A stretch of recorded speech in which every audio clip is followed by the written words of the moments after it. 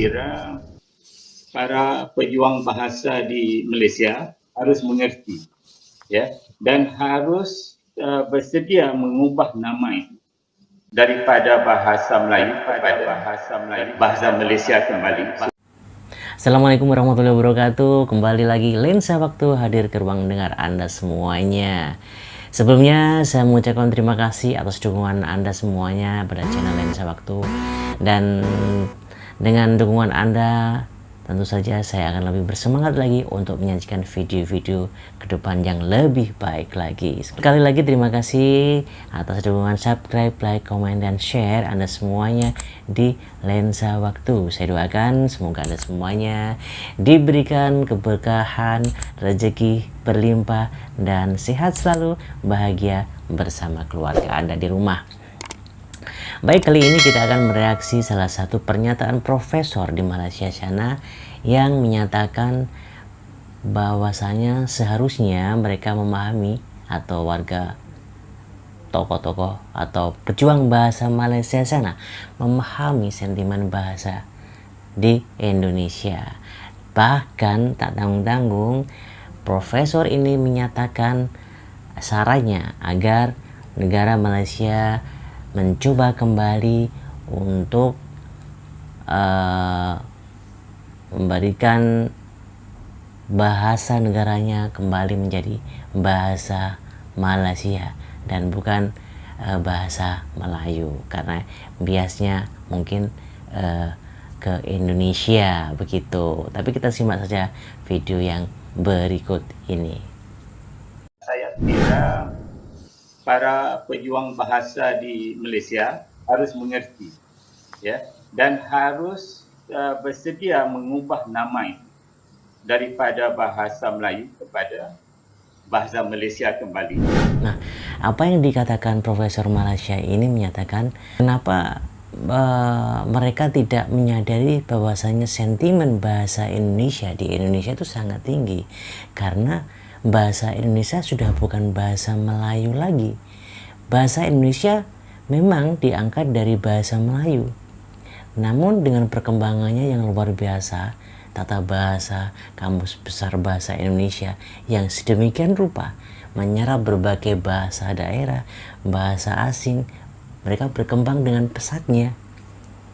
Nah, sangat aneh apabila Malaysia tidak menyadari ini, sehingga mereka dengan mudah saja menggunakan istilah bahasa Melayu Indonesia.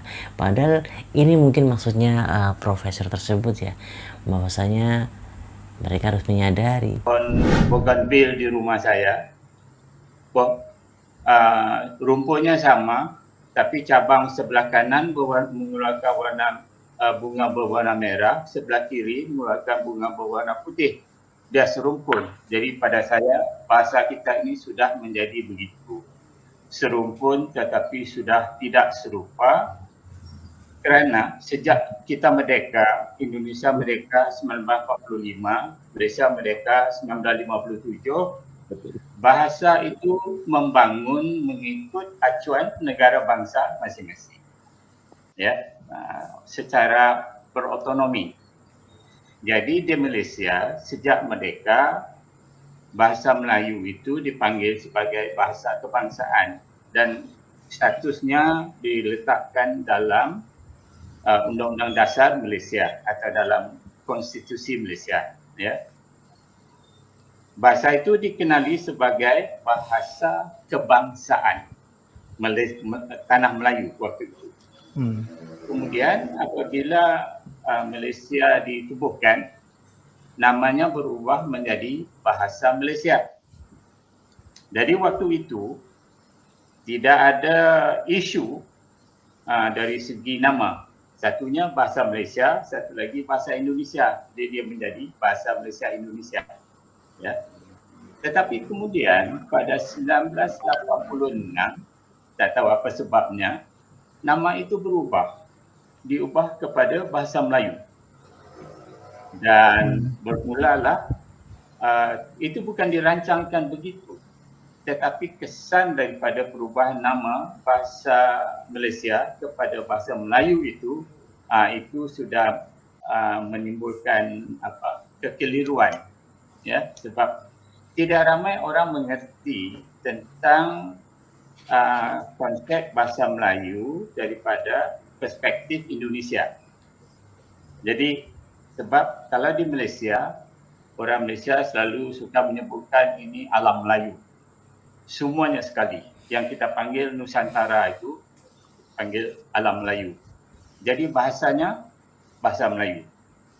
Jadi saya fikir sewaktu Yang Amat Berhormat Perdana Menteri Malaysia mengatakan bahawa bahasa Melayu perlu menjadi bahasa kedua ASEAN, saya fikir beliau bermaksud bahawa bahasa Melayu yang disebutkannya itu ialah bahasa Nusantara, ya, bahasa yang termasuk di dalamnya bahasa Indonesia sebab penuturnya ialah 300 juta orang. Tetapi di Indonesia ungkapan bahasa Melayu itu bermaksud bahasa daerah Riau semata-mata. Ya, begitu ya. Jadi pada saya, kalaulah Yang Amat Berhormat Perdana Menteri Malaysia menggunakan ungkapan bahasa Malaysia Indonesia, tentu tidak menimbulkan masalah.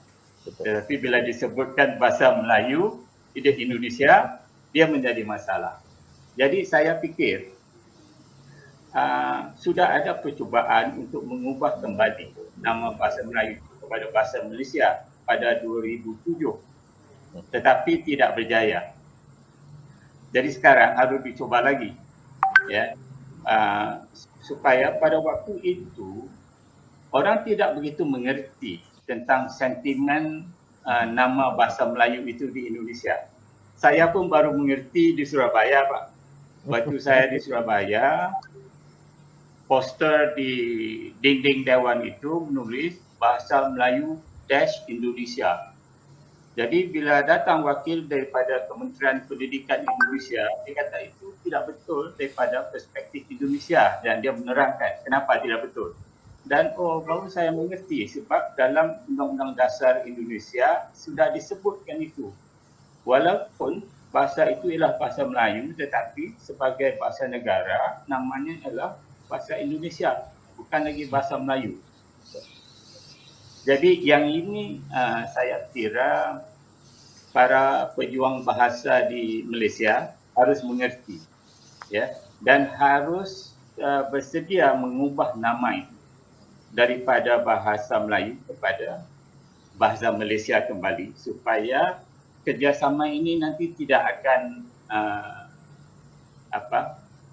dikaburkan atau dihalang oleh kesilapan nama tadi. Ya, walaupun sebetulnya kedua-dua bahasa ini terasnya ialah bahasa Melayu. Ya, tapi dia mempunyai implikasi. Jadi apabila kita sebut bahasa tadi, ia bahasa tanpa sempadan.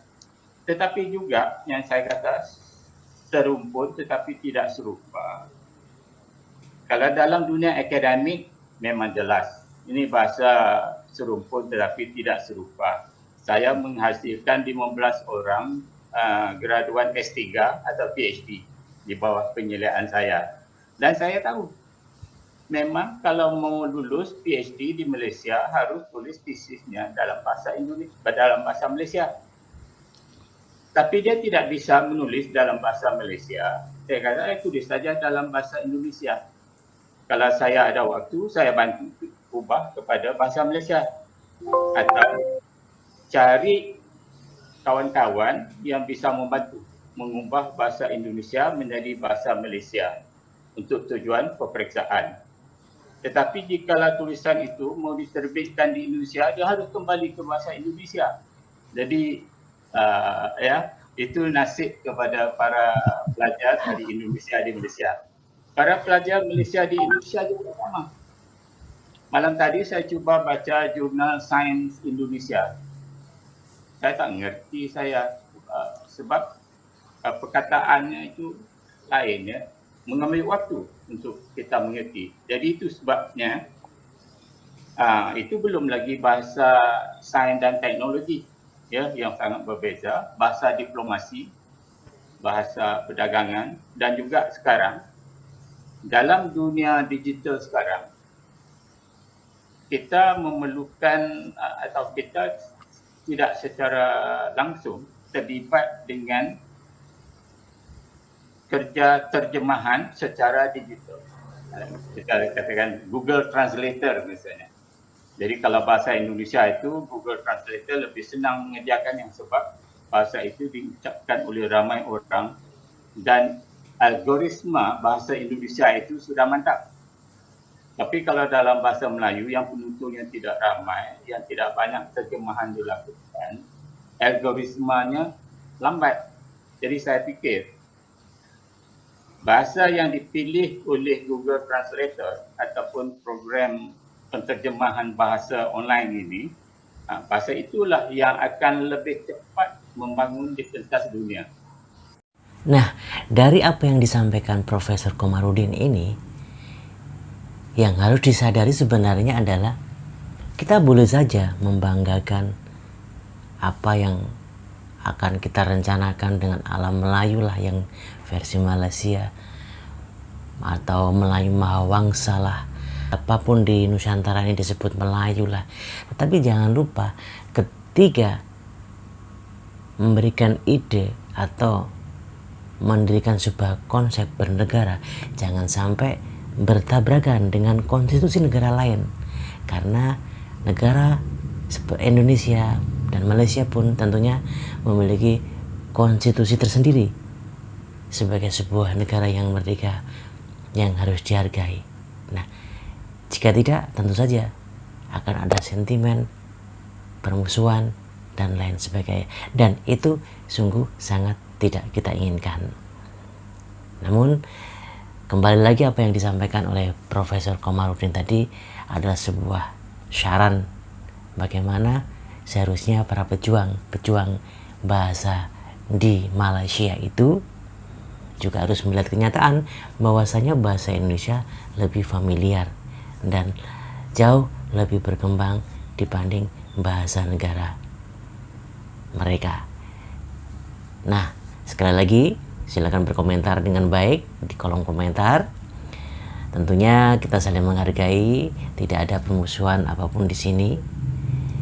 Kita tunggu komentar Anda di Lensa Waktu. Sekali lagi terima kasih atas perhatian Anda semuanya. Sampai ketemu di Lensa Waktu dengan topik yang lain. Assalamualaikum warahmatullahi wabarakatuh.